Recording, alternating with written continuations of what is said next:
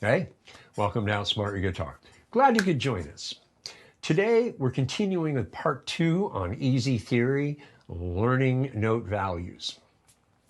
Note values are an important tool for you to possess. We're not talking about reading music. What we're talking about is learning the note values of the notes involved that are on the notation staff, particularly when you're reading tab as well, and how you can use that to your benefit. So let's just get back into it and make it happen. So be sure to like and subscribe to Outsmart Your Guitar along the way. In part 1, we dealt with note values just using regular notation notes. What I want to introduce you to now are what I call slash heads. Basically, I get that from, you'll see the 3 notes on the right. The diagonal line is the note head. For the half note, you'll notice in the second measure from the left is a diamond with a stem. And then we have a whole note in the far left measure being just the diamond in place of a circle, right? So the value of the notes is identical. The first one, just the diamond alone, 4 beats. 1, 2, 3, 4. The half note is 2 beats, and then we have a half rest. You'll notice the rests are unchanged. 1, 2, 3, 4. Quarter note followed by a quarter rest and half rest. 1, 2, 3, 4. Next, you have an eighth note, eighth rest, quarter rest, and half rest. 1 and 2 and 3 and 4 and. Finally, a 16th note followed by a 16th rest, 8th rest, quarter rest, and half rest. 1 E and a, 2 E and a, 3 E and a, 4 E and a. You'll notice every measure is 4 beats long, and we see that because over on the left you see the time signature is 4/4. The top number, remember, is 4 beats to the measure. The bottom number is the quarter note gets the beat. All right, so study this for a moment, get it into your head before moving forward. So what I want to show you now is the notation and the counting that we did previously on those 3 examples. I've done it here with the note heads just converted to time value, not actual pitch value. And you see the count is no different. 1 and 2 and 3, 4 and 1, 2 and 3, 4 and 1, 2 and 3, 4 on the first one. The second one, as you know, is pretty much the same idea. And the third one, 1 E and a, 2 E and a, etc. Right? So this helps you understand a practical application of knowing the slash head thing. I just wanted to kind of bring this up to give you an idea of what I'm talking about when we use the slash heads. Now I'm going to give you a practical application, all right? All right, here is the practical application of knowing how to scribble down slash head style stuff, okay? It makes it very quick because you're dealing with note values, right? You see, I have the treble symbol. I just write that automatically because I've been writing music for years. And then you have a 4 horizontal line over 4. So that's our time signature, 4/4. So I know the time signature. So the quarter note gets the beat, and I got 4 beats per measure.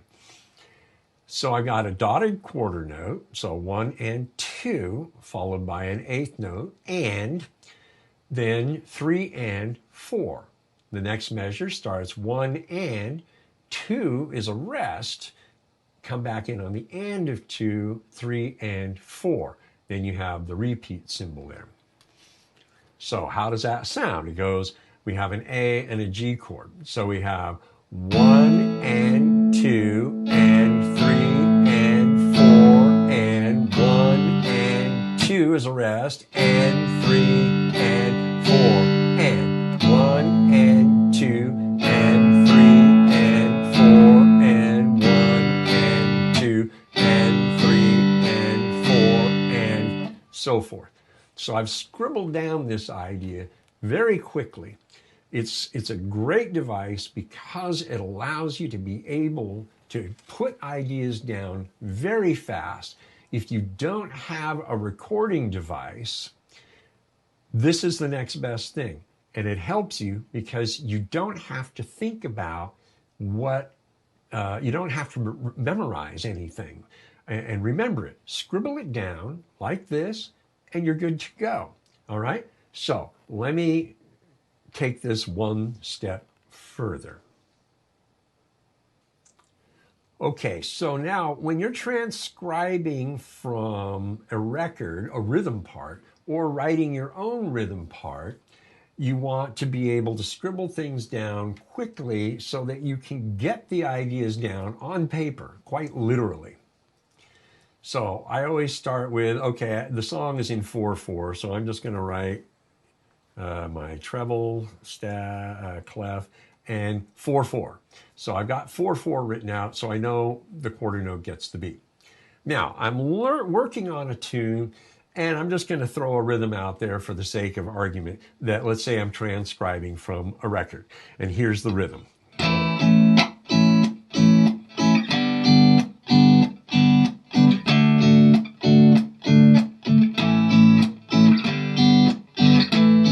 And it just keeps going after that. That's the whole progression. So I know I'm playing an A, a G, and a D, and those are the chords. Now, I played it enough that I pretty much have the rhythm worked out. 1 and 2 and 3 and 4 and 1 and 2 and 3 and 4 and 1 and 2 and 3 and 4 and 1 and 2 and 3 and 4 and 1. 1 being the beginning of the progression all over again. So that's my progression. So now that I've got it down pretty well in my head, I want to write it down so I don't forget it when I wake up tomorrow. So I got 1 and 2 is a rest, and 3 is a rest, and 4 is a rest, and that's the first measure. So what I do is I take pen in hand and I scribble 1 and using note heads. That's the only thing that's changed. The beam to show eighth notes joined together remains the same. The only difference is we're talking time value now. We don't care about pitch. 2 is a rest. The and of 2 is played, and then 3 is a rest. The and of 3 is a note, and then is strummed, and then 4 is a rest, and the and of 4 is played. And so here I have the first measure, and I know it's an A chord. So this is the relevant information. 1 and 2 and 3 and 4 and. So you can even whisper the rests and then play it back. 1 and 2 and 3 and 4 and. Yeah, that's correct. So you can double check yourself. Now we know the next measure goes to a G, so we can put a G here. Now, the rhythm is the same, right? So subsequently, since the rhythm is the same, I can use a little shorthand device. And it's this. Now, what this shorthand device in this context is telling us that we play the exact same rhythm as the measure before. All right? This has another function, which I won't get into right now. But for the time being, this symbol is saying play the exact same rhythm figure, even though you're going to have a different chord. All right? And then, so that's that measure. Real simple. Now, the next measure is a D, so I can put a D here. Now, I have the option of using this symbol again or writing it out again. For the sake of practice, if I'm new to this, I'm going to write it out. And it's the exact same rhythm as the first measure, so I just copy it over like that and put my measure mark, right? 1 and 2 and 3 and 4 and. So I got that right. Now the next measure comes back to A and then also has G. So I can use the measure mark here just to kind of give myself clarity, put the chord in place. And now that was a little different. That measure was a little different. 1 and 2 and. So let's do that for the A. And then on the G, 3 and 4 and. I did the exact same figure as this, so I write it down. And that's the end of the progression, and it goes back to the beginning. Oh, and I have a G here. So there is the whole progression. And that's just, say, the verse progression. So I can put verse, right? And if the chorus is different, then I scribble out the chorus thing. All right? So is that pretty clear? Remember, rewind and walk through this whole explanation again if it's not entirely clear what I just did here. But here it is, and I can play through it now. 1 and 2 and 3 and 4 and 1 and 2 and 3 and 4 and 1 and 2 and 3 and 4 and 1 and 2 and 3 and 4 and back to the beginning. Very clear, very straightforward stuff. Okay? Again, rewind if you need to listen to the whole explanation and the walkthrough of what I'm doing. And I'm sure you'll get it.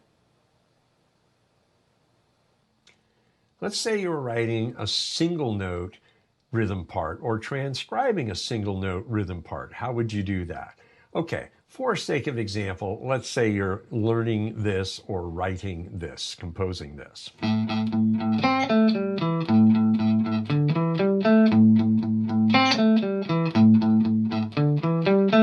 Something really simple, right? Okay, well, we're in 4/4 again, so we set up our 4/4. And we're playing eighth notes. We know that because we're sitting here counting it out, right? 1 and 2 and 3 and 4 and 1 and 2 and 3 and 4 and. So let's start with the first measure. We know we're playing a whole bunch of eighth notes. So I write 2 sets of 4 eighth notes. Now,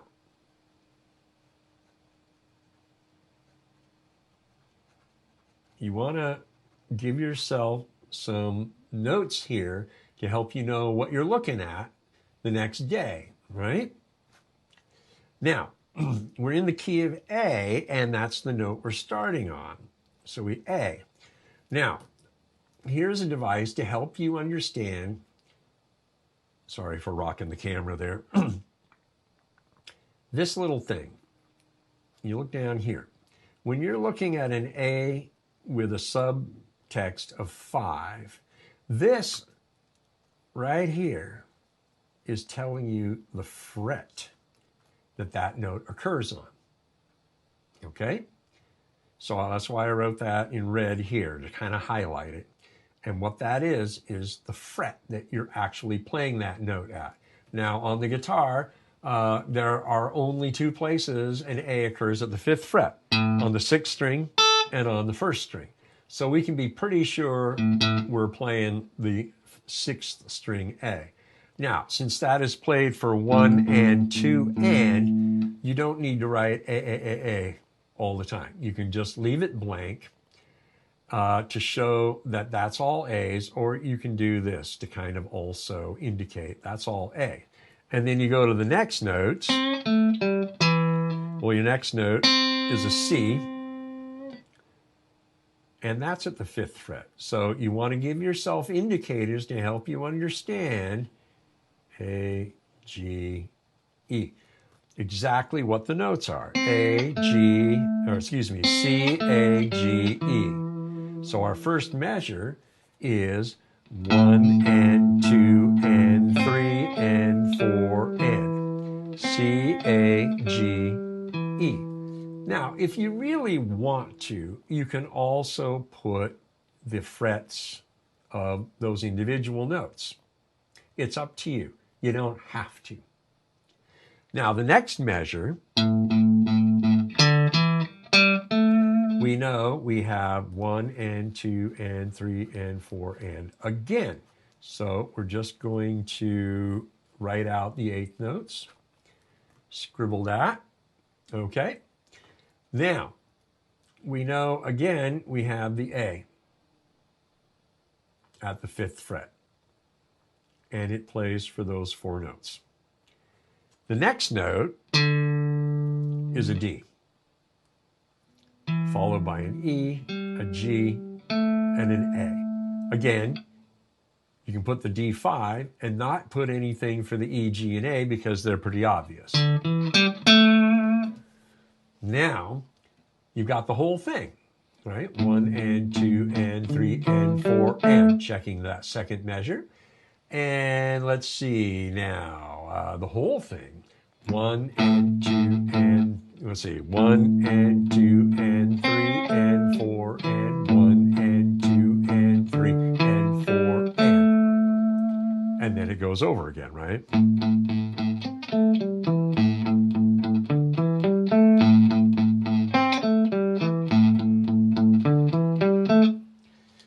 Now, if this goes 2 times, what you can do is now use a double slash with the dots and a 2.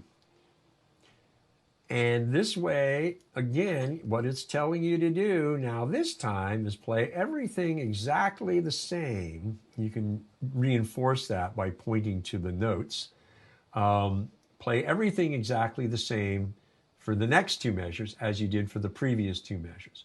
These 2 lines and the 2 above it tell you this is 2 measures. Some people will also put a line through it like this, showing that it's over 2 measures. That is an option. Okay? Then you write out the next section wherever. But this is how you would write out single note rhythm parts. You're telling yourself it's a single note rhythm, and you're telling yourself the starting place, A at the 5th fret, and then the next important note is C at the 5th fret, which will intuitively help you know where these notes are. And then A at the 5th fret again, and then D at the 5th fret, which will intuitively help you know where those notes are played, so you don't have to write them in, but you know the time value of the notes. Now, if you're writing out a melody part, you can do the same thing if it's not too complicated. You can literally write out every note just like this and just use the fret marker for every note so you know exactly where to play every note if you want. So that's how you can do melody parts too, lead parts. Now, again, rewind if you need to so you can go over this and really understand it, okay? Let's now look at real-world examples. I grabbed some tablature out of some lessons that I teach elsewhere. And so what you're seeing is 3 measures. And we know it's in 4/4 because it says 4/4 right there. And we have everything laid out. We're showing pitch, but we don't care about pitch. What we care about is its time value of each of the notes. Now, for those of you who are new to tab, that little note at the very beginning in parentheses is just a starting place for the bend. That note has no time value. So the parentheses note has no time value. So don't start there. Start with the dotted quarter.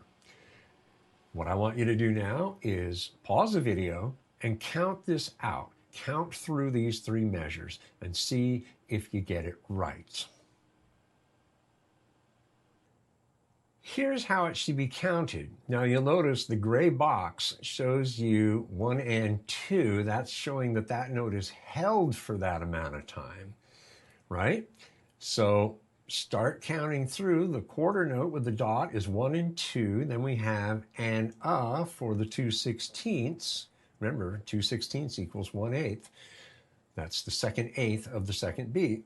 And then we have 3 and 4 held over 4 and then and to end that measure. And then the next measure is 1 and 2 and we have the tie, so you hold two, the and of 2 over through 3 and 4 and. Then you pick up playing again on 1 and 2 and 3 and 4 and in the third measure. How did you do? Okay, good.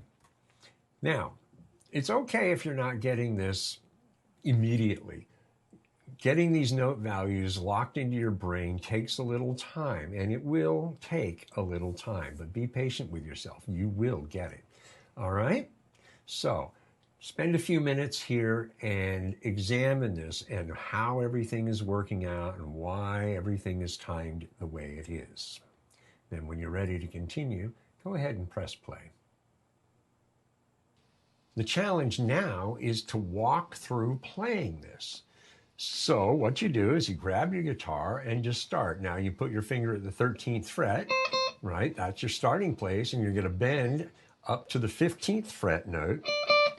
1 and 2 and 3 and 4, and then and 1 and 2 and 3 and 4 and 1 and 2 and 3 and 4 and.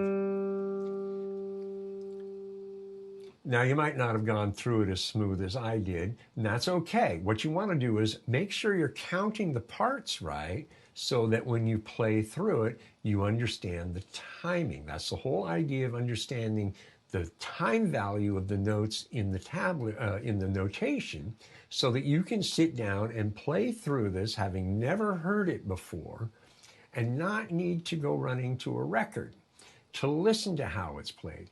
If you know how to count it, and you know how long each note is supposed to last, because the note above it is showing you the time value, even though it's written in pitch, you don't care about that.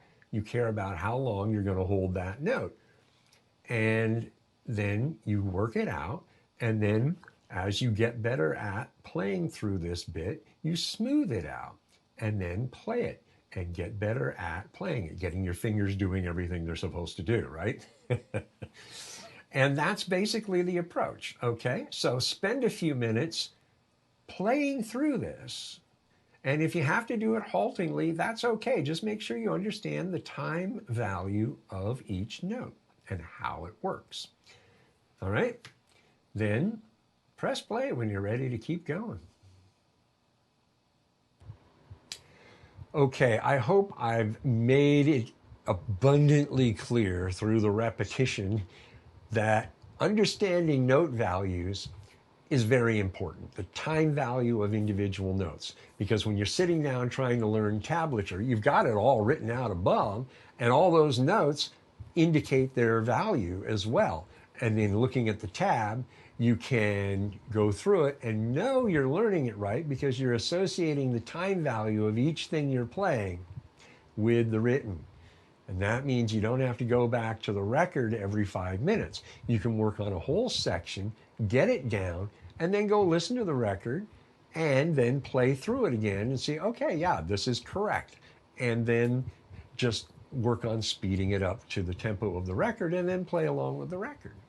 You also found a great device that I've given you on how to write rhythm ideas, or even learning rhythm parts from a record and scribbling them down so you don't have to worry about forgetting it. You got it written down.